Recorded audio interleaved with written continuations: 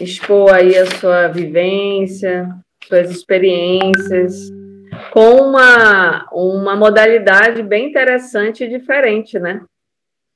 Então, compartilha aí, Francisca, com a gente, é contigo. Arrasa, Lilica!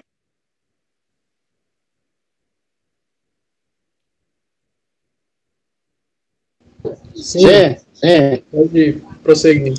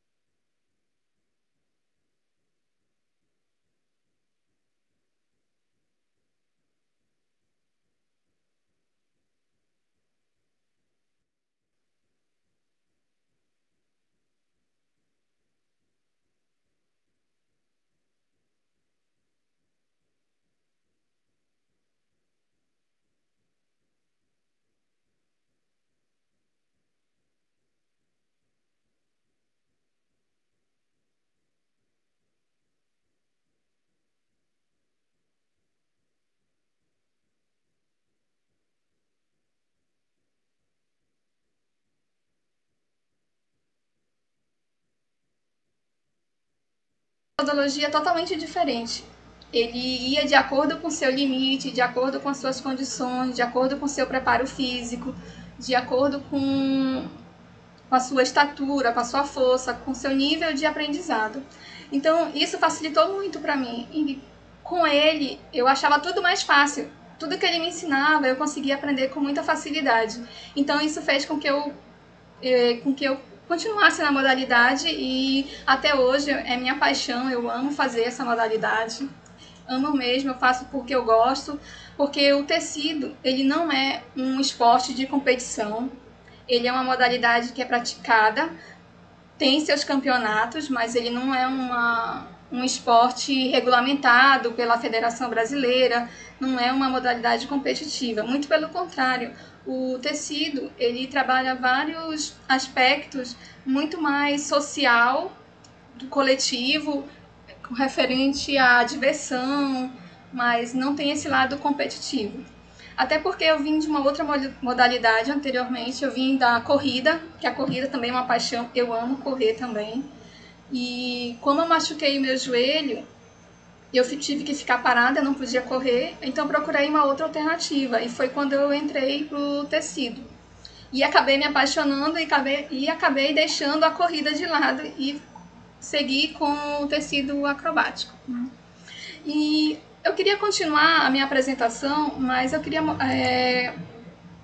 O Ivan vai colocar uma apresentação para vocês conhecerem um pouco o que é o tecido, como ele surgiu, quais são os equipamentos necessários para que você faça essa modalidade, quais os cuidados que você deve ter. Isso daí. Já, pode passar para... Pode passar, né? Então, continuando. O tecido, ele é uma modalidade que não é... É uma modalidade bem antiga, na verdade. Ele já era praticado anteriormente na Alemanha, por artistas que faziam performance em cortinas em um cabaré. Na verdade, o tecido, ele não tem assim uma data definida, ou quem criou o tecido, ou quando que surgiu realmente. Tem-se relatos de apresentações, de movimentos, mas nada assim muito definido. E no Brasil também o tecido, ele surgiu aqui em 1997, né? Ele foi introduzido pelo Gerdau Pazzoli em um evento que ocorreu no Rio de Janeiro. O tecido, ele era uma modalidade anteriormente praticada pelo pessoal do circo, ele era uma atividade de circo, só que ele ganhou uma proporção grande e essa modalidade, hoje, ela saiu do circo e ela já vem para outros meios. No Rio de Janeiro tem a Escola Nacional de Circo, que é onde são formados os professores dessa modalidade, e lá nessa Escola Nacional de Circo tem várias vertentes. As pessoas vão para o tecido, vão para o trapézio, vão para a lira. Lá eles é formado todas as categorias para se formar um profissional circense. Vou passar para isso aqui. Tá. A modalidade. O tecido, ele é conhecido como tecido acrobático, tecido aéreo ou tecido circense. Depende muito da região, porque o tecido, ele não tem assim, uma linguagem definida específica para todo mundo. Depende da região, as montagens, as figuras, os nomes variam de acordo para a região, ou mesmo dependendo depende dos países também, cada um tem a sua peculiaridade, na verdade, né? E o tecido, ele trabalha várias vertentes, né? Ele tem várias vertentes. Eu escolhi o tecido, mas dentro da modalidade tecido, na verdade, atividade circense, existem várias modalidades e eu escolhi o tecido acrobático. Mas dentro da atividade circense tem o trapézio, não tem como mostrar, né? Tem o trapézio, aqui, tem a faixa ou straps, mais conhecido também. A faixa straps é muito difícil porque você usa muito os seus membros superiores, exige muita força. O tecido, que é a minha modalidade principal que eu pratico. E a lira, que é esse arco em formato de bambolê, que é feito de aço, ele é bem rígido também. Eu sei um pouco de todos eles, mas a minha modalidade específica é o tecido mesmo, o tecido acrobático. Dentre essas modalidades, o tecido é o mais fácil devido à sua... Porque o tecido, ele se ajusta ao seu corpo, ele é mais maleável. As outras modalidades não, exige muito mais força, exige muito mais flexibilidade, então exige um certo preparo mais específico. Vamos passar. Aplicação. O tecido, antes ele era só utilizado no circo pelos artistas circenses. Hoje o tecido, ele também tem várias aplicações. Ele saiu do picadeiro do circo e está sendo utilizado em várias outras modalidades, como na educação física, na fisioterapia, nas terapias ocupacionais, nas áreas de lazer, de treinamento. Então ele tem várias funções hoje, ele não faz mais parte somente as pessoas do circo. E hoje o tecido, ele já tem vários locais, academias, em estúdios, então tem vários locais que estão aplicando. Aqui em Manaus nós temos alguns locais que tem essa modalidade. Uma delas é a Companhia Atlética, tem também no Prodagin, na Unfam, que é onde eu treino. Tem no estúdio Móbios, tem também no Amazonas Policlube e tem na Marcela Laurentini também, que é onde também tem essa modalidade bem mais específica para a área infantil, que as crianças adoram essa modalidade por ser muito lúdica e ser muito divertida. Pode pensar. Os benefícios do tecido. Os benefícios são inúmeros, porque o tecido ele trabalha todo o seu corpo. Né? Ele trabalha a força, flexibilidade, agilidade, resistência. ele tonifica a musculatura, superação de medo de altura. Para quem não sabe, eu tenho muito medo de altura e o tecido foi uma forma que eu encontrei até mesmo para trabalhar isso. Também trabalha a expressão artística, porque quando você monta as coreografias, monta um número, você trabalha essa parte também de expressão artística. Isso também foi um ponto que eu aprendi a trabalhar, porque eu era muito envergonhada e nem gostava de me apresentar em público. E o tecido me ajudou bastante nisso. Também trabalha a respiração, a determinação, a autoconfiança, a memória, pois as sequências ela exige que a gente tenha uma memória muito boa, porque cada sequência tem as montagens e você precisa ter uma memória boa para não confundir as montagens e fazer uma sequência errada. Que já aconteceu comigo, de confundir as figuras, as montagens e ficar presa no tecido. E também um outro ponto muito importante que eu gosto no tecido é o trabalho em grupo. No tecido, todo mundo se ajuda, não é uma coisa competitiva. Ah, não, eu quero fazer melhor do que a Lilica, eu quero ser melhor do que ela, então não tô nem aí pra ela, não. Lá no tecido, a gente tem muito isso de um ajudar o outro, quando a gente tá fazendo os números, montando as séries ou aprendendo uma figura, todo mundo se ajuda, todo mundo dá uma opinião, todo mundo, assim, essa atividade, ela é muito isso de interação social. E isso eu gosto muito, porque eu nunca gostei muito de competir. Era até uma coisa que eu não gostava na corrida. As pessoas me viam muito como competidora. Quando eu chegava numa corrida, as pessoas já queriam saber meu tempo, em que posição eu ficava. Então isso meio que gerava um mal-estar em mim. Eu nunca gostei muito de competir. Eu sempre gostei de fazer as coisas muito bem feitas, mas para me sentir bem por aquilo que eu estava fazendo, não para gerar chegar um ranking e que as pessoas venham dizer, ah, você é a melhor. Não, nunca gostei muito disso. Eu gosto de fazer tudo muito bem feito, mas para mim sentir orgulhosa daquilo que eu fiz para mim, não para que as pessoas venham achar que eu sou melhor em alguma coisa. Então isso no tecido eu gosto muito. A gente é muito, assim, é muito cooperação, todo mundo se ajuda. Quando tem uma apresentação, todo o nosso material é dividido. Se a pessoa não tem uma coisa, a gente empresta. Se a pessoa não tem uma sapatilha, ou não tem uma roupa, não tem uma maquiagem, tudo é dividido. Depois a gente sai procurando todas as coisas, que fica tudo misturado. Mas no final dá tudo certo. Tá. O que isso tem a ver com ensino e aprendizagem? O tecido, ele trabalha assim, várias áreas de aprendizagem. Por quê?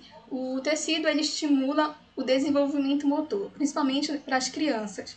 Hoje as aulas de circo já existem em algumas academias que elas trabalham justamente para estimular esse desenvolvimento motor, que é o que tanto Piaget trabalha, né, na fase infantil.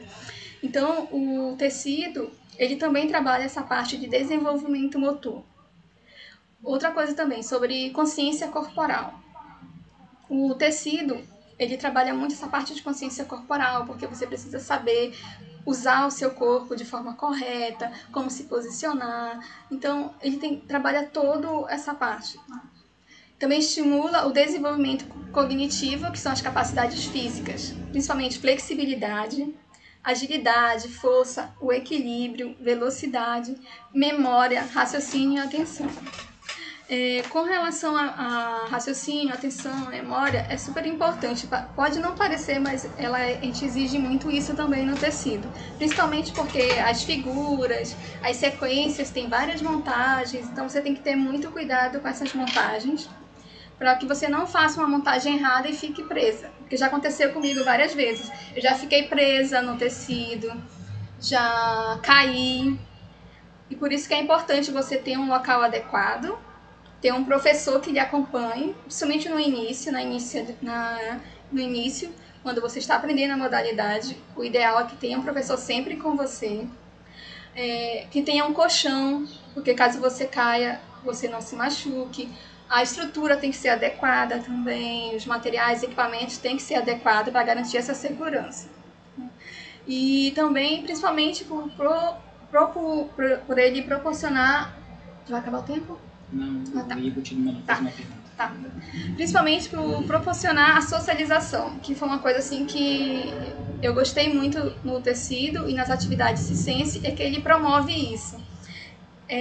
A gente brinca muito no tecido. Tem um dia na semana que a gente faz que é livre, que é pra gente se confraternizar, pra gente brincar, fazer as nossas apresentações e fica livre para você criar o que você quiser e fazer, ou em grupo, você pode se apresentar em grupo ou solo, isso aí você pode trabalhar, o professor pode trabalhar e você também. Então, o circo tem isso muito forte, a parte de socialização, que é o que o construtivismo social, que o Vygotsky fala bastante, né? Que a interação com o meio vai formando a sua personalidade, seu aprendizado. Isso é muito forte também no tecido e nas atividades circenses. Deixa eu ver aqui mais. E é isso, então aqui o mundo, ele é um circo onde todos os seres são artistas, então você é o artista da sua vida, então viva da melhor forma possível, se divirta, essa é a parte mais importante no tecido, que é a diversão, que é o fun, a gente fala muito, né, que é o fun, e o friendly, que é friendship, que é a amizade, é diversão e amizade, e é isso, obrigada a todos. Será que deu tempo? Legal, parabéns. Que área interessante, né? Muito interessante. Tem muitas aplicações. Não conhecia de fato e acho bem diferente para quem quer sair desse tradicionalismo, para quem não suporta academia, para quem não suporta algum outro tipo de esporte. Eu acho que essa é uma prática de atividade física bem dinâmica, interessante, diferente. Tá me ouvindo? Sim. Eu acho que tem as perguntas vão ser respondidas agora ou no final?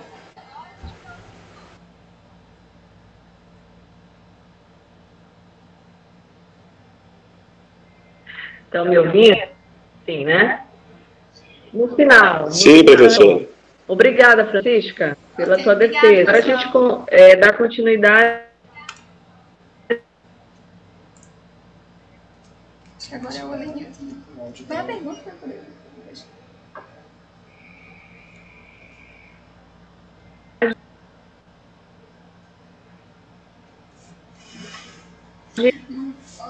Ao Helenildo. A gente pode errar. Seja bem-vindo, Helenildo.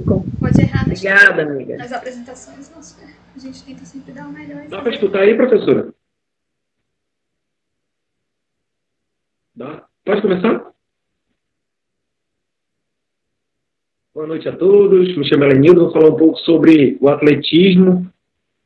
Foi uma modalidade que eu aprendi no Exército, no tempo que eu servi no ano de 2006 ao ano de 2011. No ano de 2007, já como soldado enganjado, tive a oportunidade, né, de participar da equipe de atletismo, mais especificamente na modalidade da corrida tiro curto, né, 100 metros, e participei da equipe também do revezamento 4x100. Falar um pouco sobre a história do atletismo de forma bem resumida. O atletismo surgiu como esporte na Grécia Antiga, no ano de 776 a.C., que foi dado, né, a primeira Olimpíada foi realizada na cidade de Olímpia. Ela é chamada pelos gregos de Stadium. O Coroebus foi o vencedor da prova, cujo tinha 200 metros. O formato moderno do atletismo, no século XIX, ele é composto pelas corridas rasas, com barreiras e com obstáculos. A marcha atlética, os revezamentos, o salto, arremesso e lançamentos e a combinada. Um total de 20 modalidades diferentes. Falar um pouco mais sobre a corrida de 100 metros, foi onde eu participei. Tive uma grande dificuldade no aspecto do nervosismo, né, da prova, por ela ser uma prova muito rápida. Então, nós tínhamos que entrar bem aquecidos, já bem no clima da prova, não tinha aquela de esperar uns 5, 10 minutinhos, como acontece no futebol, como acontece em outras modalidades, que a gente tem, né, um tempo que vai passando aquele nervosismo, um tempo de adaptação. Isso numa corrida de tiro rápido, tiro curto, como a modalidade de 100 metros rasos, e até mesmo a de equipe, que é a 4x100, é uma modalidade que precisa estar bem concentrado e bem centrado mesmo. Então, na corrida de 100 metros rasos, eu ficava muito nervoso, então não tive um desempenho muito bom, e já eu pude estar melhorando esse meu desempenho na corrida de 4x100, que eu era terceiro corredor, tinha mais facilidade de correr pela curva. A corrida de 4x100 é uma corrida que cada corredor corre um quarto da corrida da prova, que são 400 metros. Temos que passar um bastão. O primeiro corredor começa com o bastão e posteriormente vai passando para o segundo, para o terceiro e para o quarto corredor. Esse bastão. E, por incrível que pareça, é uma prova de corrida, mas onde é mais treinado é a passagem de bastão, né, que é o momento mais crítico da prova. Que nós temos que contar uns passos, um espaço apropriado para ter um espaço específico para ser passado esse bastão. Então, é uma prova que nós tivemos que treinar bastante essa passagem de bastão. E falando mais um pouco sobre o lado emocional, foi onde o nosso instrutor era um instrutor qualificado do Exército, ele era sargento. Então, ele mais frisou na parte do nosso emocional, né? Cortou, Helenildo, agora, essa última parte aí. Sim. Dá para escutar agora? Estou escutando? Cortou essa última parte. Pois é, onde eu estava falando que o mais trabalhado... Essa última parte. Pois é, o mais trabalhado em nós foi na parte do emocional, pelo fato de ser uma corrida, de ser uma prova curta, né? E que precisava de muita concentração na passada do bastão. Então foi uma hora que foi bem o professor soube nos deixar confortáveis, soube nos deixar calmos, pelo simples fato assim, nós treinamos, o que ele mais falava para a gente, vocês treinaram, vocês correm bem, nós batemos os tempos nos treinamentos, vocês têm os melhores tempos, eu representei a 12ª Região Militar, e fizemos um campeonato a nível regional, vieram os quartéis sendo representados, nós acabamos nos sagrando campeões, né, só que por funções diferentes, eu dirigia para o comandante, o outro tinha algumas funções específicas dentro do quartel, a gente acabou não indo representar o Estado em Brasília, no campeonato a nível nacional. Mas ganhamos medalhas, ganhamos tudo, e a parte emocional, né, foi o que foi mais frisado lá na gente, para deixar a gente mais confortável e mais tranquilo. O lado social nosso, aquele mesmo o procedimento que amadureci também, não só pelo fato do atletismo no Exército, mas como a disciplina no Exército moldou a gente, né? Em matéria de horário, matéria de atraso, matéria de postura, algumas coisas assim, o Exército deixa a gente bem alinhado para quando se sai de lá e vem para o mercado de trabalho. O processo de ensino-aprendizado foi isso que eu falei para a foi bem feito pelos nossos instrutores, a parte de coordenação de corrida foi bem elaborado, e é como alguns professores de atletismo falam, né, que o atleta de atletismo é o mais fácil de ser treinado, pelo simples fato deles passarem o treinamento e ele saber o que tem que fazer, porque só depende dele. Não é um esporte coletivo como o futebol, né? Que um pode fazer o corpo mole na hora do treinamento, outro que, por exemplo, tem, vamos falar, o Neymar da vida que vai lá, resolve a situação e ganha o campeonato, ganha o jogo. Já no atletismo não é isso, só depende dele mesmo. Então ele sabe que ele só vai melhorar as marcas dele se ele se dedicar, né, se ele levar a sério, se ele fizer aqueles 4 pilares que, já trazendo para um lado também onde eu sou profissional também, que é na área da arbitragem, que a gente sempre fala, que é o nosso lado físico, temos que estar sempre 100% fisicamente, o lado emocional, principalmente o lado emocional, tá com uma cabeça bom, porque quando o corpo tá bom, quando a cabeça tá bom, o corpo aguenta qualquer coisa, o nosso lado social, né? E o lado cognitivo também, que estuda tudo. Então é uma mistura de os conhecimentos que eu trago do atletismo, eu uso hoje na arbitragem, que é a técnica de corrida, que foi muito bem estudado, muito bem praticado, E a parte emocional, como eu sempre falo, o emocional para o atleta, né? Isso aí tem vários outros atletas, aí até a Bianca também falou muito nisso, no aspecto que ela deu um pane lá na hora da natação. Então, o lado emocional, eu senti muita dificuldade. Então, prova que eu não era bem sucedido nas provas de 100 metros rasos, que só era eu correndo.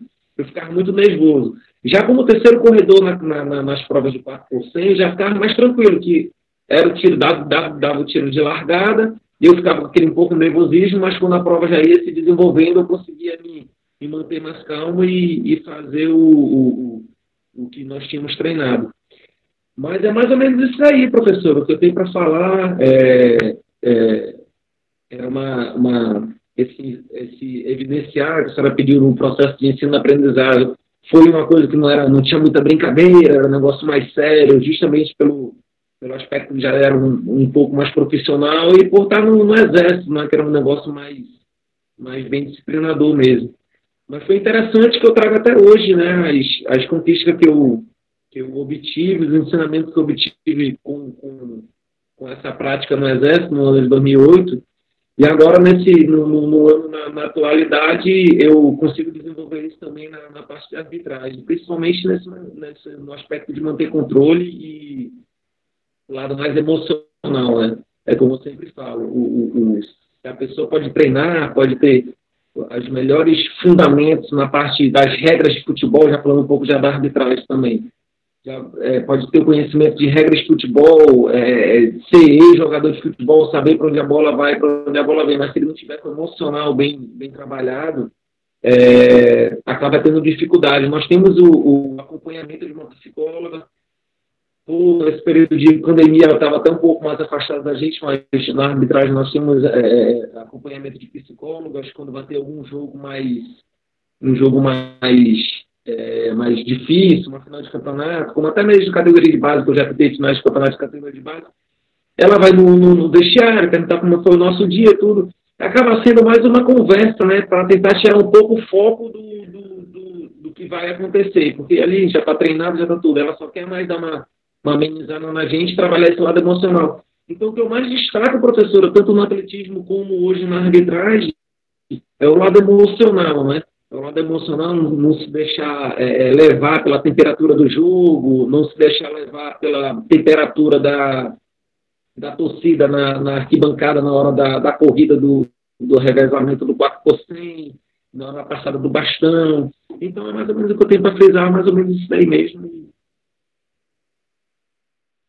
É isso, professora. Ok. O lado emocional é tudo. A gente tem que definir ele com tudo. Não tem para onde correr hoje, olha. Ainda mais nos dias de hoje, né? Verdade. Tudo a flor da pele, né, professora? É verdade. Bom, obrigada, Elenildo. Obrigado. Eu fiz aqui uma perguntinha também no final, vou fazer para você. Vamos continuar, eu vou chamar agora nosso queridíssimo Luiz Carlos. A sua presença aqui, a sua participação. É com você, Luiz. Vamos aí. Estão me vendo aí? Pode começar? Estão me ouvindo?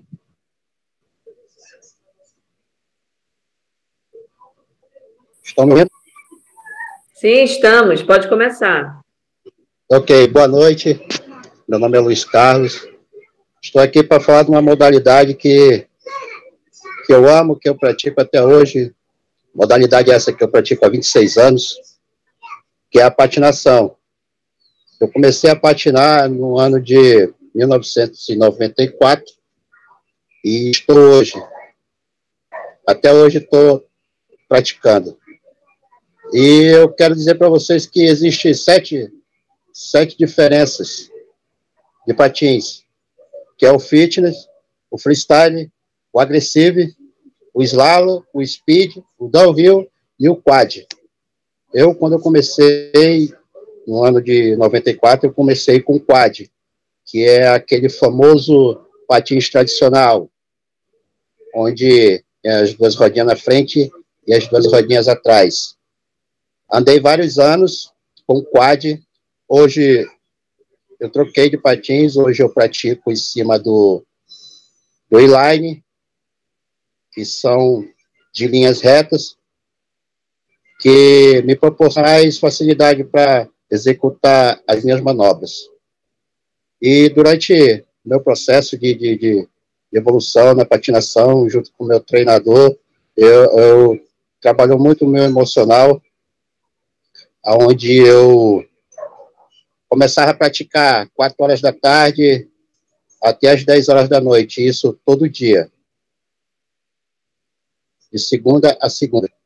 De 4 da tarde às 8 da noite, ele trabalhava comigo a parte de resistência, flexibilidade, autocontrole e o equilíbrio sobre o patins.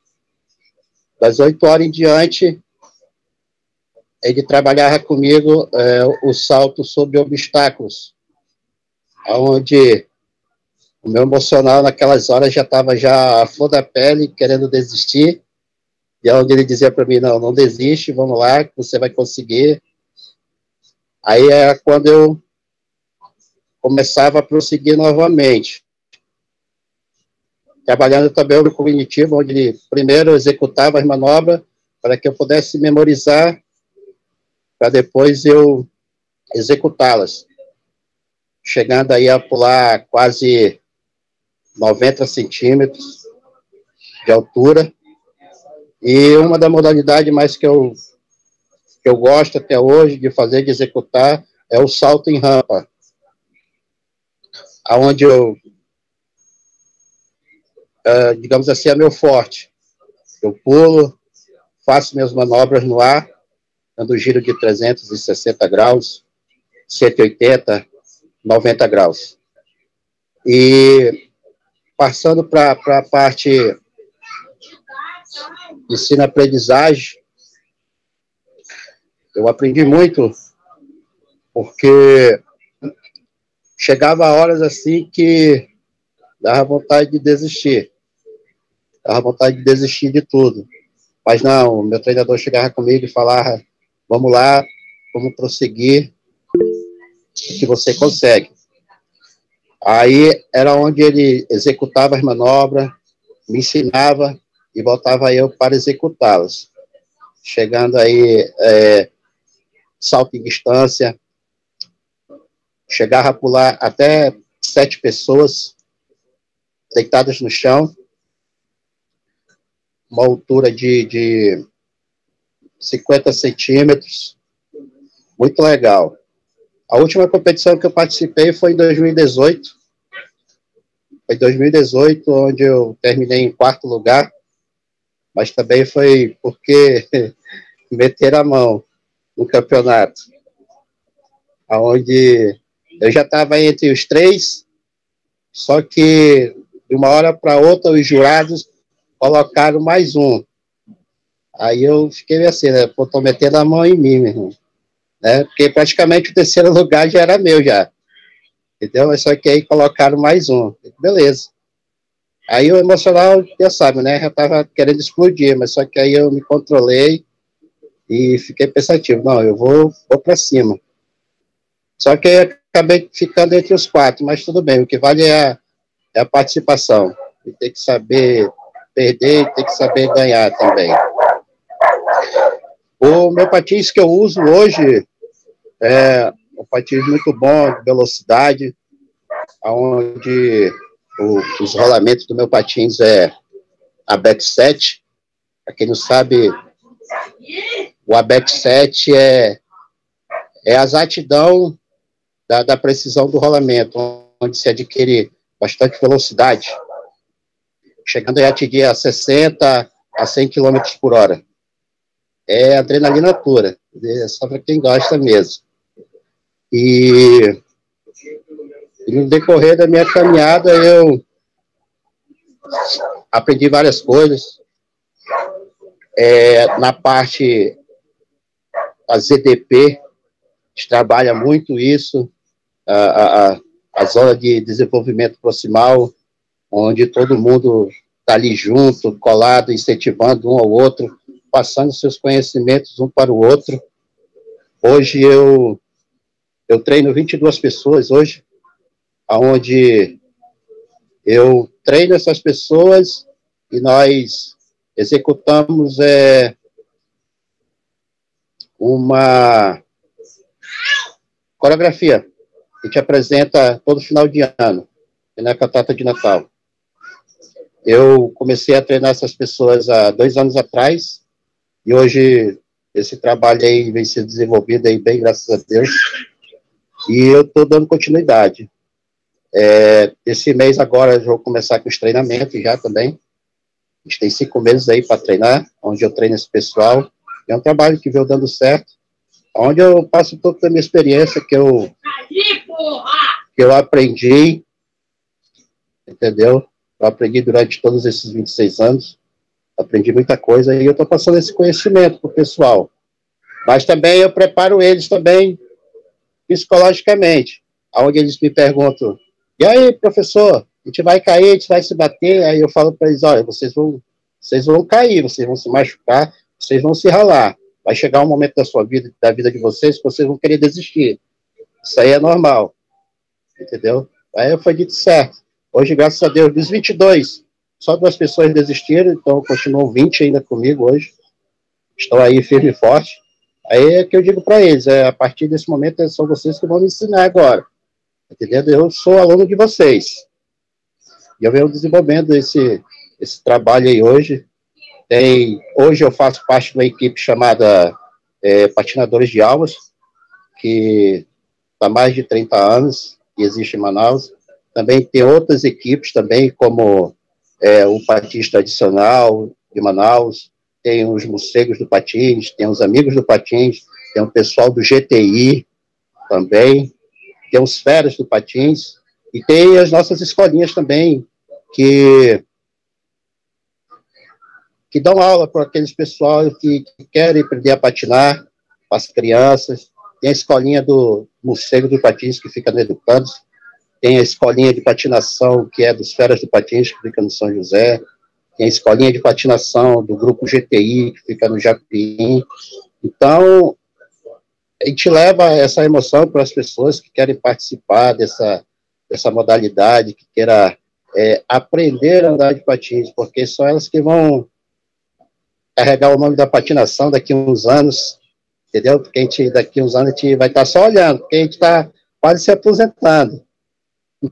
Mas é algo muito bom, é algo gratificante. Ontem mesmo eu estava participando do encontro ontem, onde reuniu todas as equipes de Manaus ontem, juntamente com o pessoal do Patins Tradicional, que fez esse evento. Eu fui lá ontem prestigiar, curti uma adrenalina junto com o pessoal, e rever os amigos também, que não via há mais de 20 anos. E é um negócio muito gratificante e muito bom. É muito bom. Onde a patinação, ela trabalha o seu corpo todo. Tanto o emocional, o cognitivo, a parte motora, a parte de equilíbrio, reflexo, estabilidade, resistência. Muita gente pensa que o patins faz engrossar a perna, mas não engrossa não, tá? Ele faz afinar, tá? Mas é algo muito bom. É algo muito bom. E dentro dessa modalidade, dos 7 tipos de patins que existe, o fitness, por exemplo, é o inline, que é o normal, que é usado para passeio e para as pessoas que estão aprendendo a andar ainda. O freestyle é o urbano, que é onde a gente executa as manobras na rua. Tem o slalom, que é uma modalidade que é feito manobras entre cones. É uma modalidade muito boa. Eu pratico de vez em quando. E tem o speed, que é de corrida de velocidade. Tem um downhill também, que é quase igual ao speed, só que esse downhill ele tem uma rodinha a mais. Ou seja, os outros patins têm 8 rodas. Esse já tem 10 rodas. Velocidade pura, chega a atingir a 100 km por hora. E para dar em cima de um patins desse, a pessoa tem que estar de macacão, de luva, capacete fechado, joelheira, cotoveleira, tem que estar todo protegido, porque uma queda é chapéu. Metade do teu couro fica no asfalto. E tem o quad, que é o patins tradicional, que é o de 4 rodas. É muito usado e muito apreciado hoje por todos os patinadores. É um dos patins que são mais elogiados, que é o quad. Ok?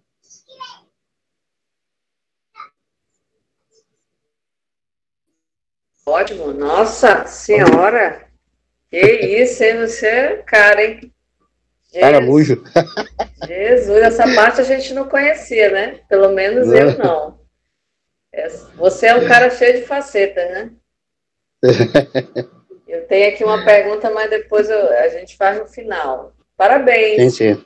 Obrigado, legal. pessoal. Isso aí é uma... Okay. A gente que vê, pelo menos eu, né? Só o pessoal de patins nem imagina que tem aqueles tipos tipos de patinação. Nossa senhora, eu até me perdi quando começou a falar.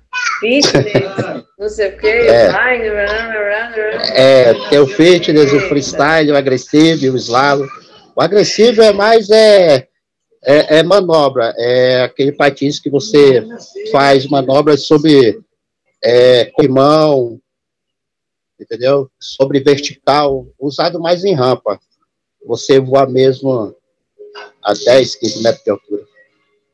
Legal. Parabéns. Okay. Continue com esse seu projeto, inspirando pessoas. Agora a gente vai abrir aí a oportunidade para o Matheus Fontinelli. Ele se encontra aqui, online. É a vez dele. Não sei se ele está por aqui. Você está aqui, Fontinelli?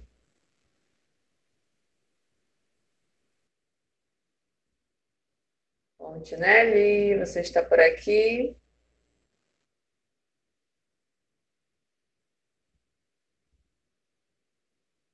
Eu acho que ele não está, né? Bom, a gente então segue com o Vitor. Vitor já entrou?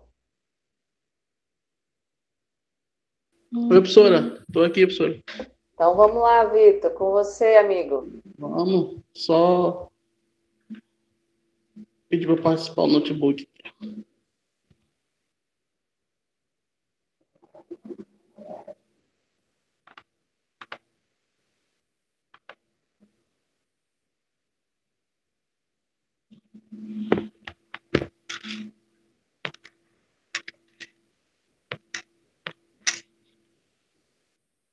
Tá me ouvindo, professora? Ok. Boa noite, pessoal. Boa noite, acadêmicos. Boa noite, professora. Vamos dar início aqui à nossa continuidade dos nossos simpósios, nosso workshop, né? Muito importante essa fala do Luiz. Eu gostei muito. Não conhecia esses aspectos do patins. Para mim, só era um que existia, né? Quando ele começou a falar 7, eu já me perdi todinho aqui também. Já só iniciando aqui uma leve apresentação para nós, ficar mais fácil.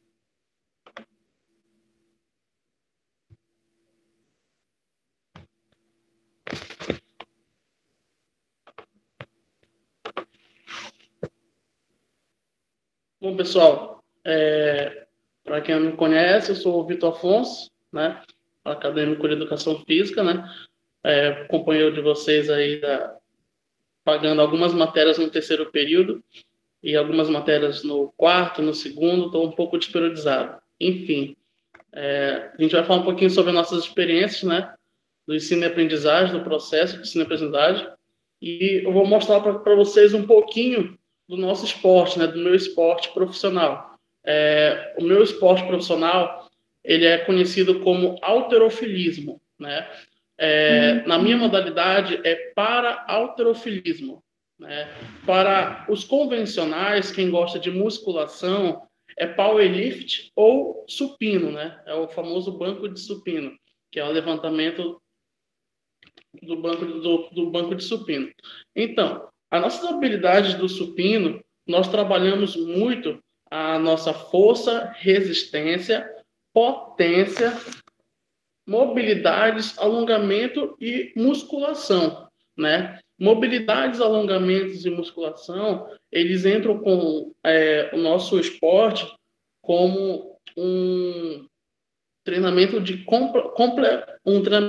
complementação, né? Mas a nossa técnica, que vem da força, a nossa resistência e a potência, ele é o primordial para a melhoria do supino, né? Para nós termos a questão da mobilidade e da musculatura, a gente trabalha com processos de atividades complementares, né? Que é justamente para quem sabe fazer, o setup, quem sabe fazer envolver a escápula. Então, são treinamentos diferenciados para quem gosta de um supino, né? Muitas pessoas de academia convencionais, elas acabam fazendo esse movimento, de certa forma, irregular, né? E o nosso movimento, principalmente em competições, ele é um movimento padrão, um movimento uniforme e um movimento regrado, feito com os profissionais sempre próximos para que a gente tenha o máximo de força, potência envolvida no levantamento, né? Então, as nossas habilidades cognitivas, ela vem primeiramente no conhecimento teórico do esporte, né? Por que a gente fala um pouquinho do conhecimento teórico do esporte? Para nós conhecermos um pouquinho mais do esporte, o esporte paralímpico, ele iniciou-se em 1960, né, na Roma. Então, ele abrangeu uma série de levantamentos de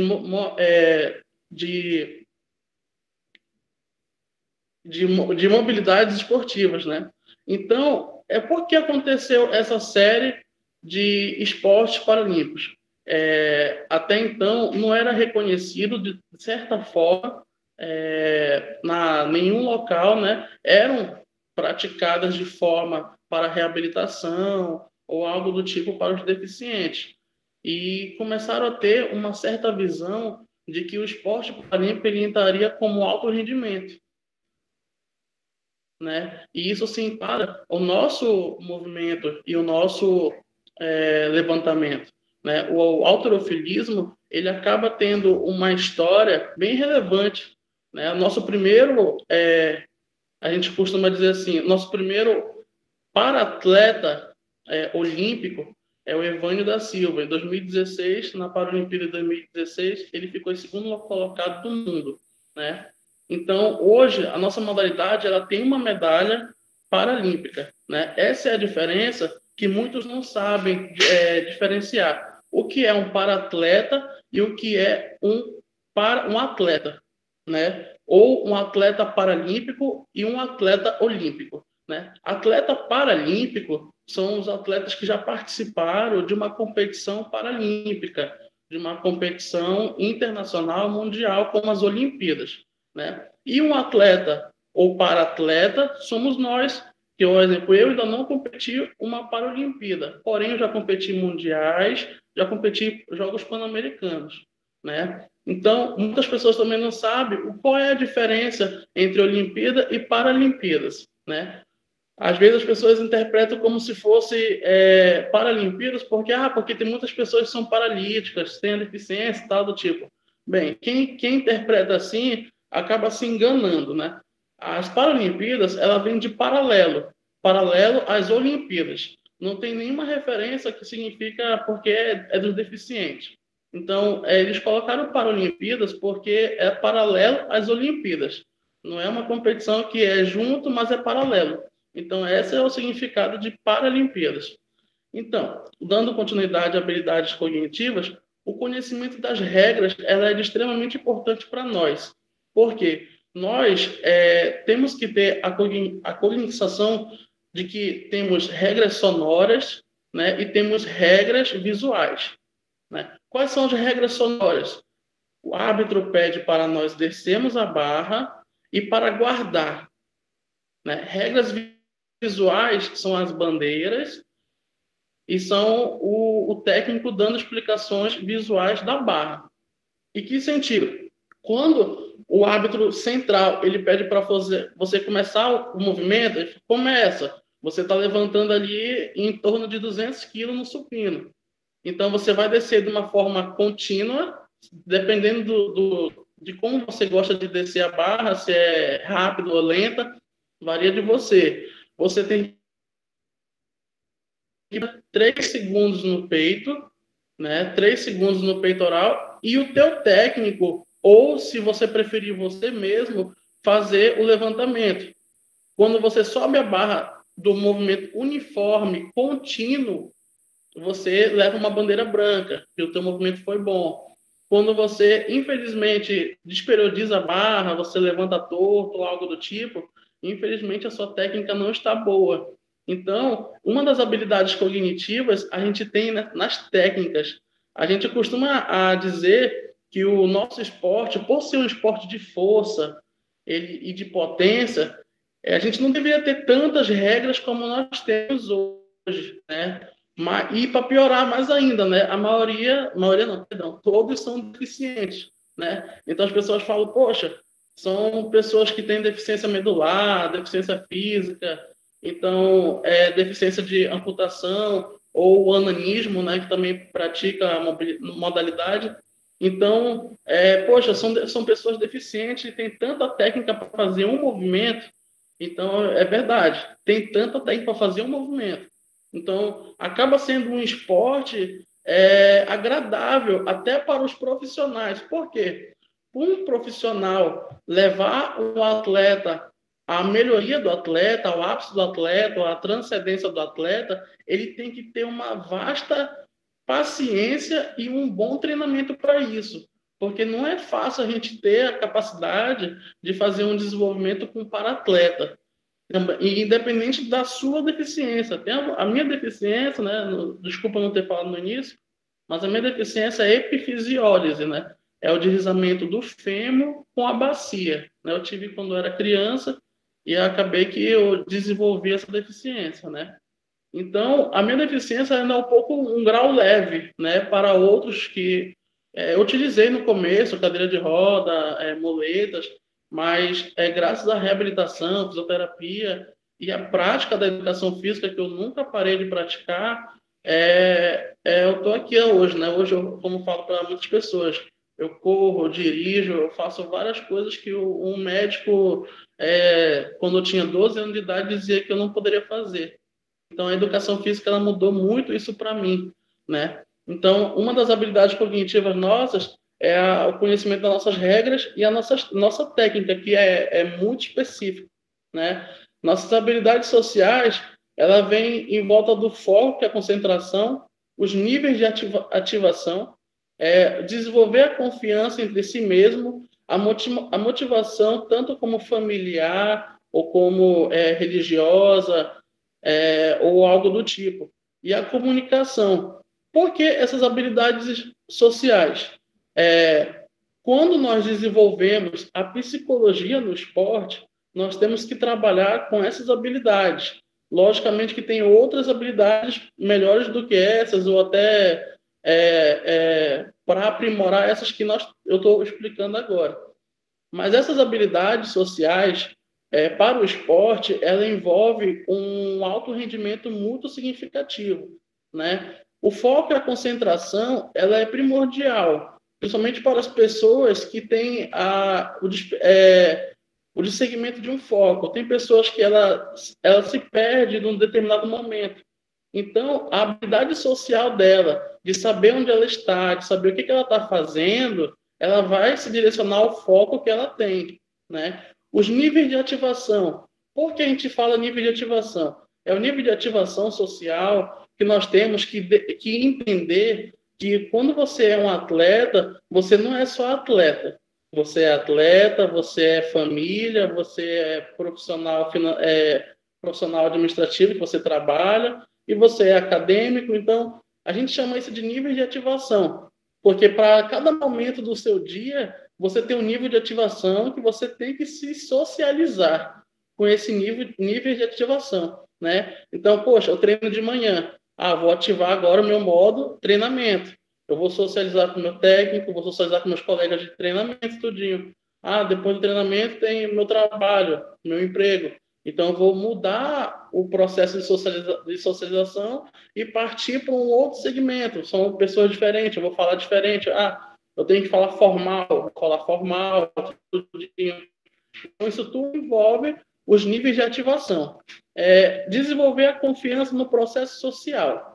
Qual é a importância de desenvolver a confiança? É você saber que num processo social, você tem confiança em si mesmo para ter a mudança do determinado processo, que seria a hora que você está, no caso. De você saber que você está no treinamento, é uma parte social, você está no seu trabalho, é outra parte social, né? Então, a comunicação é muito importante para isso, para o aspecto social. A gente tem que ter a bela comunicação com todos, né? As habilidades emocionais, né? Que é muito importante nós relatarmos também para o esporte ou para qualquer uma pessoa. As nossas habilidades emocionais, ela envolve o controle emocional, disciplina e responsabilidade, ser sociável e criatividade, né? O porquê o controle emocional? O Luiz, agora há pouco, falou a respeito dos árbitros que colocaram um outro atleta na mesma categoria do que ele. Bem, eu acho que todos já passaram por um processo desse emocional, que a gente, infelizmente, não espera, mas acontece. Em 2017, eu, infelizmente, tive que competir numa categoria de um outro brasileiro, isso foi no Pan-Americano, e nesse mesmo Pan-Americano, eu e o brasileiro, a gente só poderia medalhar um de nós dois, na mesma categoria. E, infelizmente, eu tive que ficar em terceiro. Perdão, tive que ficar em quarto. E ele ficou em segundo, né? Mesmo se eu ficasse em terceiro, eu não ia medalhar. Quem ia medalhar era o que estava em quarto lugar. Porque dois atletas da mesma categoria, do mesmo país, não medalham numa competição pan-americana. Então, é por isso que levam, muitas das vezes, só um atleta por cada categoria. Então, é por isso que nós temos que conhecer a regra, né, do nosso esporte. Então, acabou que mexeu com o emocional, né? A gente fica triste, né? Uma questão que, infelizmente, a gente não pode evitar, é uma regra, e acabou que a gente não medalhou, mas eu fiz um bom resultado, a gente esperava pelo resultado que eu tinha feito, né? Disciplina e responsabilidade é muito importante na habilidade emocional, né? Para quem tem disciplina dos treinamentos, responsabilidade de horário, a questão de treinar, a questão de você competir, né? Ser associável é muito importante também. Na realidade, eu tenho uma estratégia, né, que muitos atletas utilizam, que em competições a gente levar o lado emocional como se fosse um lado estratégico, né? Porque você ser associado, você saber conversar com todo mundo, você chegar lá com o seu companheiro e tocar na mão dele, dizer que boa sorte com a pessoa, que vai dar tudo certo, vai ser uma competição boa. Você trocar experiências com um associável é muito importante, porque você está passando um pouquinho do seu emocional de lado, você está esquecendo que você vai competir, e você está levando como se fosse uma questão do dia a dia, normal, né? Então, você ser associável é muito importante. E a criatividade do lado emocional, ela te ajuda em respeito a você mudar a sua trajetória emocional. Dependendo da situação, hoje eu vou competir, né? Infelizmente aconteceu alguma coisa familiar. Eu estou em outro país e está acontecendo tal coisa lá em Manaus. Infelizmente mexe com o nosso psicológico, com o nosso emocional. Então, toda vez a gente tem que ser criativo para essas coisas, a gente tem que evitar uma rota de fuga. Qual é a rota de fuga? Muitas pessoas usam música, jogos, brincadeiras, para poder você tirar a atenção do lado emocional que está acontecendo naquele momento. Então, o nosso processo de ensino e aprendizagem na modalidade, ela nada mais, nada menos que os objetivos e conflitos do dia a dia, a nossa periodização, que é muito importante, o processo de treinamentos, né, e a competição. Né? Os nossos objetivos do dia a dia, ele requer uma experiência própria do atleta e do técnico profissional, né? Hoje eu costumo dizer muito com ele, né, que ele não é só meu técnico. Muitas das vezes eu tenho associado a mim, né, fisioterapeuta, psicólogo, nutricionista, nutrólogo, então massoterapeuta, tudo isso nós temos, né? E infelizmente não tão presente todo momento, né? É mais a questão de a distância, né? Então, quem é que faz esse papel todo? É o técnico que está ali do lado, no momento do treinamento, no momento da competição. Então, ele sabe os conflitos que nós temos no dia a dia. Assim como eu tenho, ele também tem. Então, muitas das vezes, ele é meu psicólogo, ele é meu nutricionista, ele é meu fisioterapeuta. Então, os conflitos que nós temos no dia a dia, ele é um processo de aprendizagem. A gente tem que saber lidar com os conflitos e saber ganhar deles, né? A periodização, ela entra no processo de aprendizagem para a gente, porque nós trabalhamos com períodos de competições, né? Cada competição no ano entra numa periodização, e cada periodização é um processo diferente, né? Início do ano a gente faz o monociclo, o mesociclo e vai gradativamente.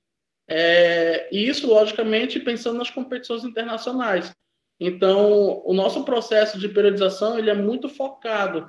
Então, ele acaba mexendo com todo o nosso processo de treinamento, né? A periodização. Procedimento de treinamentos, né? Nosso dia a dia, ele costuma ser um pouco corrido. Então, tem dias que um treino de 3 horas que nós fazemos, que é um treino específico do supino, ele não tem o que nós queremos. São 3 horas de treino, ou até mesmo, às vezes, 4 horas de treinamento. Isso específico, né? Então, o procedimento de um treino, ele requer, no processo de ensino, do atleta, né? Às vezes, tem dias que o atleta, ele não tem cabeça ou vontade de fazer um treino de 3, 4 horas, e você sabe que, às vezes, dependendo do horário, você está sobrecarregado, você trabalhou o dia todinho, depois vai treinar, você está estressado. Então, o porquê ele entra no processo de aprendizagem? No outro dia você para pensar, poxa, eu não treinei bem ontem por causa disso, disso, disso. Então, você acaba levando isso para os conflitos do dia a dia e melhorando cada dia mais o seu treinamento. Muitas das vezes a gente chega na sexta-feira, já está exausto, que treinou segunda, terça, quarta, quinta, quando é na sexta que é um descanso, alguma coisa do tipo. Mas é um processo de um treinamento. Então, temos que ver a questão da periodização do técnico, tudo isso, então temos que acabar aceitando e fazer o treinamento de forma correta, né? Então, até mesmo o ápice que é a competição. Então, eu levo esse um pouquinho do nosso esporte para vocês, né? Só sair aqui da tela.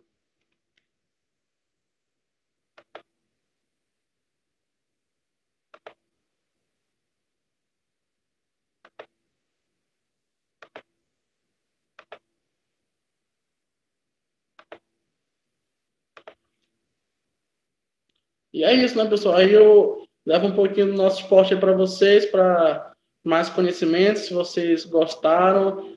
A nossa modalidade é uma modalidade com regras, modalidade paralímpica. Então, nós treinamos aqui na Vila Olímpica, né, no espaço que nós temos cedido pelo Estado. E para que vocês queiram alguma curiosidade, alguma coisa do tipo, quiser visitar nós, a academia ainda está fechada para o público externo, mas esperamos aí que após essa pandemia a gente melhore e volta a abrir para vocês estarem interessados em conhecer aí nosso espaço. Muito obrigado. Show!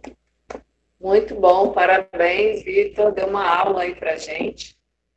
não só de superação, mas uma aula de história, né, relacionada aí à modalidade. Talvez alguns nem soubessem, eu não sabia. Gente, parabéns. Parece que não está conseguindo entrar, está sem internet suficiente. Depois eu converso com ele, peço para ele fazer um áudio e colocar lá no grupo para compartilhar, então, a sua parte. Vamos abrir agora para as perguntas. Eu já tinha anotado aqui a primeira pergunta, eu vou fazer, foi para a Francisca. Atenção, Francisca, a primeira pergunta para você aí. Acho que foi o Igor, se eu não me engano, que fez, não lembro agora. Ele pergunta assim, por não ser uma atividade federada, sem regras fixas ou exigências, tu se sente mais livre até mesmo para poder errar? Pergunta dele aí para Francisca. Boa. Apesar de não ser federada, não ter regras, eu sempre busco treino para que no dia, no caso das apresentações, a gente não erre. O ideal é que a gente não erre. Ninguém quer errar numa apresentação. Mas pode ser que ocorra imprevistos e algo dê errado. Mas não tá na nossa. Não é uma coisa que a gente busque errar. Pelo contrário, a gente treina bastante. A gente repete várias vezes a sequência, repassa várias vezes o número, para que no dia da apresentação, no caso, tudo dê certo. Ninguém quer errar. Não é porque não tem regras, não tem esse lado competitivo que a gente vai se sentir mais à vontade para errar. Pelo contrário, a gente até se cobra muito mais por isso. A gente quer apresentar algo perfeito. Eu, principalmente, quando eu vou apresentar um número, eu fico assim muito preocupada em apresentar algo perfeito. Eu treino bastante, passo várias vezes a sequência. Se tem alguma sequência que está muito difícil, que pode dar errado, a gente troca. Se você não tem segurança de apresentar algo, é melhor você trocar por algo que você sabe que vai dar certo no dia. Então, assim, o correto, pelo menos para mim, eu busco nunca errar. Mas se acontecer, a gente tem que aceitar, mas a gente treina bastante exatamente para não errar, independente de ter regras ou não. Legal, Francisca. E é uma modalidade muito mais voltada para meninas ou não? Tem um foco maior em meninas?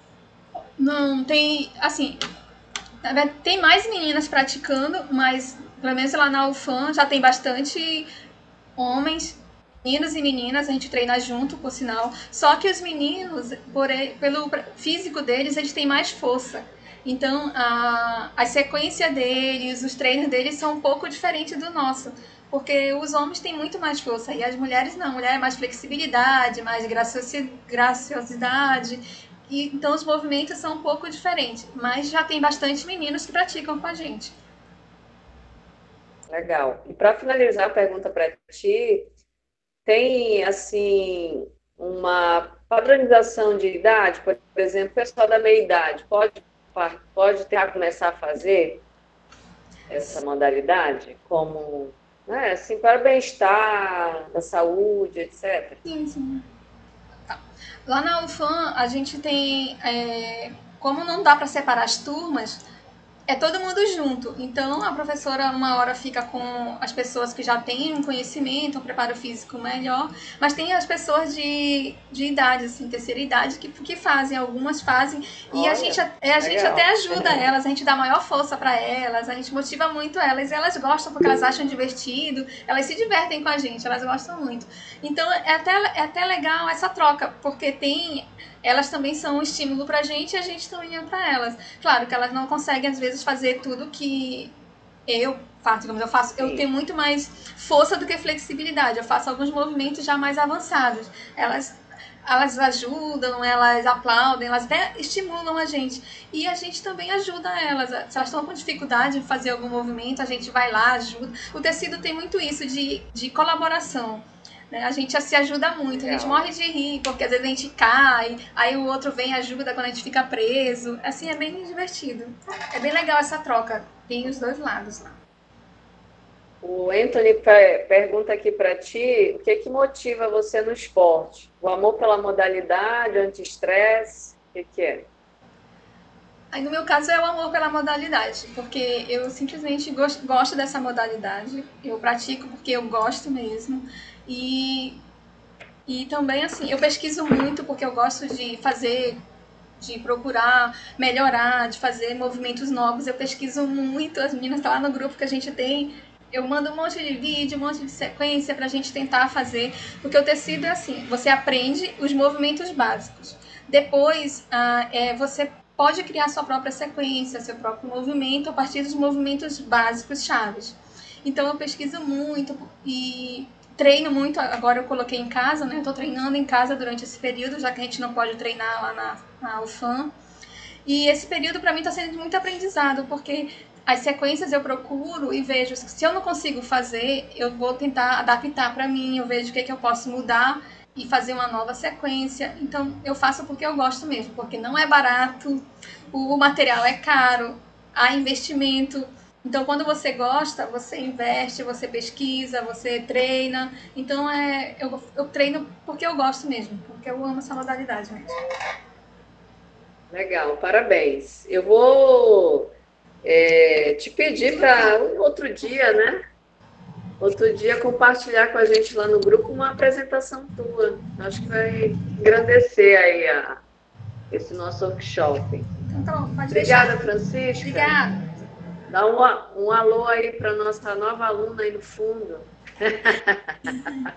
Espectadora. É a esposa do Ivan, espectadora. Tudo bem?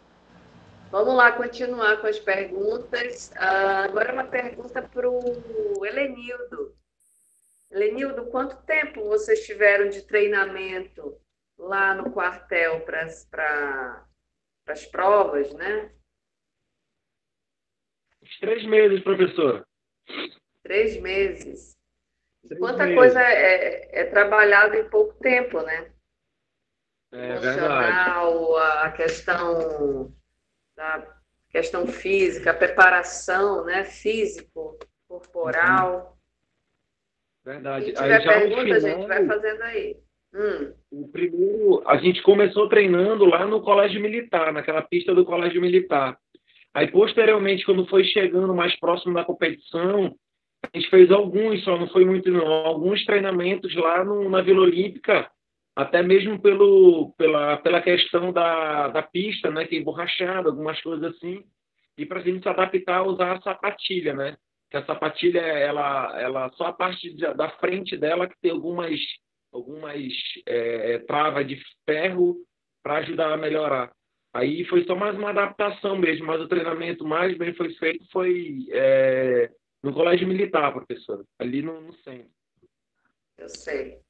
Legal. Alguém mais tem alguma pergunta para o Helenildo? Queira se manifestar aí? Obrigado, professor, por tudo. Então vamos lá, eu vou fazer uma pergunta então para o Luiz. Luiz, eu acho que como todos desconheci esse teu lado aí de ajudar os alunos, né, com a patinação, ter um grupo aí. E eu queria te perguntar como é que você leva a tua experiência vivida, né, naquele momento difícil da tua vida, que tu já compartilhou com a gente. Você leva isso para os seus alunos? Como é que foi naquele período também associar essa questão da prática da patinação, né? Porque o foco sempre... Você perdeu esse foco em algum momento, naquele momento, ou não? Paralelamente, você estava lá praticando patinação? Como é que era esse momento aí? Como é que você compartilha isso? Toda vez que eu vou dar aula para meus alunos, eu sempre compartilho a minha vivência de vida, o que eu vivi, o que eu passei, e procuro incentivar eles a não fazer o que eu fazia, entendeu? E nunca deixei de patinar, mesmo eu estando fazendo coisas erradas, mas eu nunca abandonei a patinação. Graças a Deus, isso foi uma das coisas que eu nunca deixei de lado.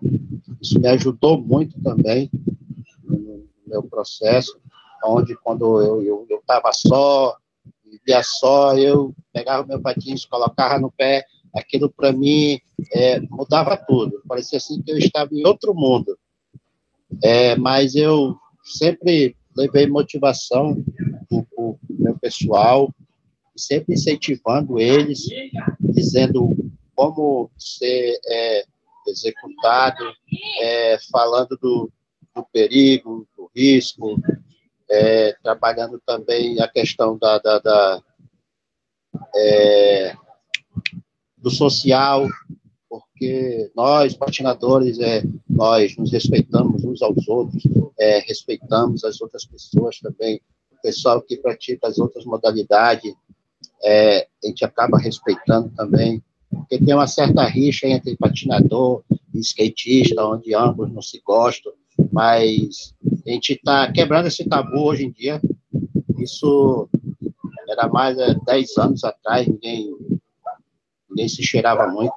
Hoje em dia não, a gente já caminha lado a lado, respeitando um ao outro e ensinando também as outras pessoas que verem a gente praticando e acabam se apaixonando pela modalidade, pergunta se é difícil, que é preciso, e a gente senta com essa pessoa e conversa e explica como funciona, e a gente acaba passando a nossa experiência para essas pessoas também.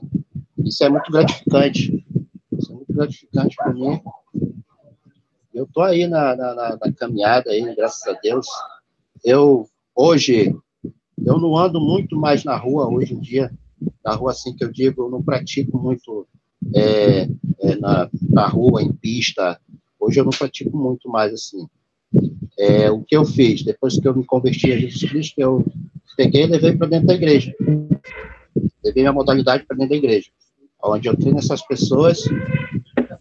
Todo final do ano, a gente apresenta na cantata de Natal uma coreografia, onde a gente monta, a gente elabora, a gente senta com o pessoal, treina bastante. Esse ano a gente vai passar 5 meses treinando direto. Vou começar agora, no final desse mês, a gente vai começar, se Deus quiser. Esse ano a gente vai ter uma participação da nossa colega aí, da Lilica.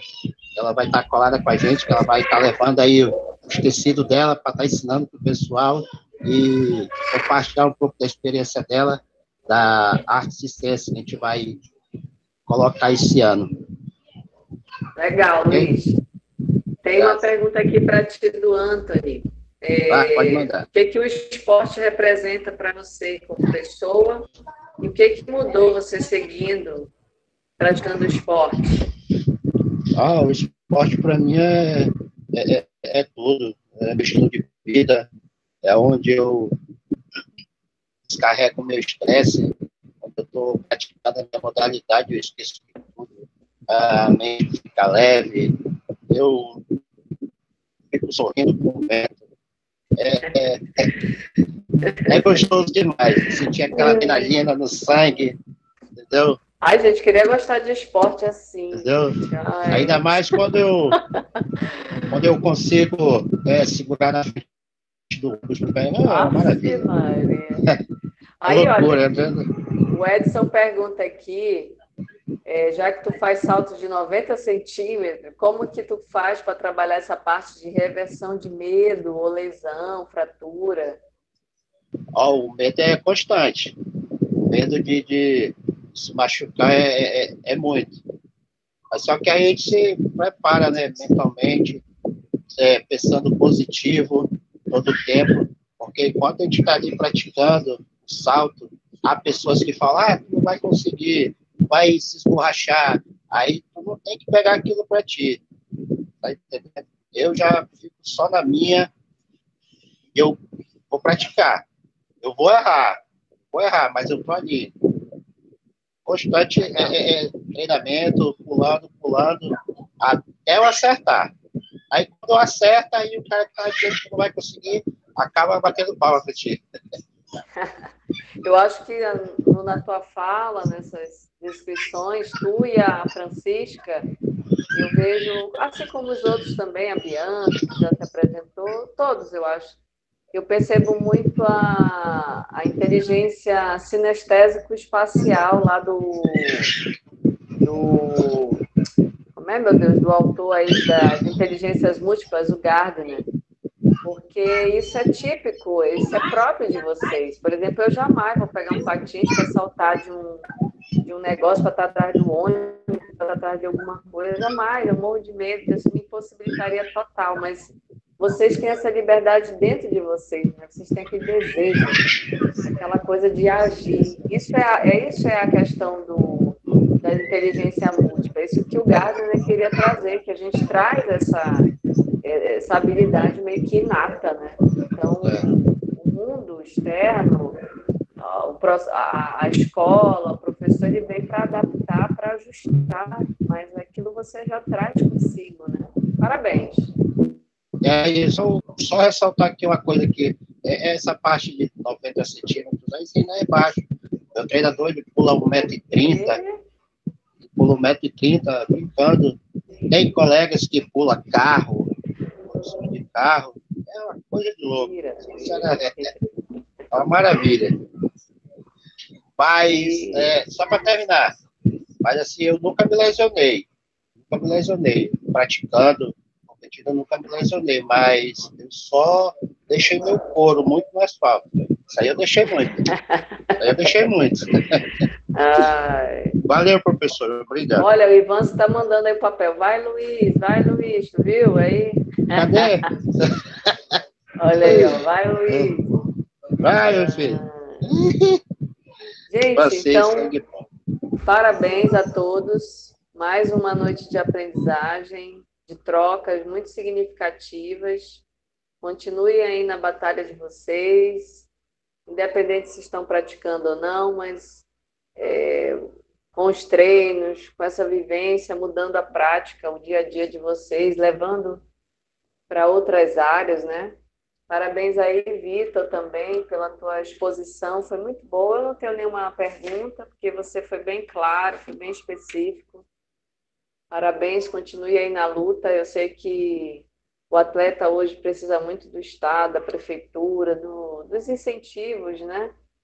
E muitos não se tem, né, de fato, de direito, muitos não se tem, muitas dificuldades você encontra para o treinamento, para as viagens, para participações, e vocês sempre tentam levar o Estado, né, muitas vezes aí competindo numa parte internacional, nacionais, e muitas vezes eu sei que vocês têm muitas dificuldades em encontrar apoio de todas as formas, mas continuem na luta, fazendo esse diferencial aí para, talvez não todos, mas para poucos e de forma bem significativa. A gente, na quarta-feira, então, tem a nossa última parte do workshop, e aí a gente conta com mais participações aí. Tá bom, gente? Um abraço para vocês. Se ninguém tiver mais alguma colocação, a gente encerra a aula agora. Parabéns a todos, né, os atletas. Foi bastante gratificante, né? Esse conhecimento aí enriqueceu bastante para todos os alunos, logicamente. E um bom descanso a todos. Foi bacana essa ideia aí. Abraço, galera. Boa noite, professor. Tchau, gente. Boa noite. Professora, só uma coisa. Olha. A respeito daquele nosso trabalho lá, que a senhora não tinha fixado, tá tudo ok? Tudo ok o quê?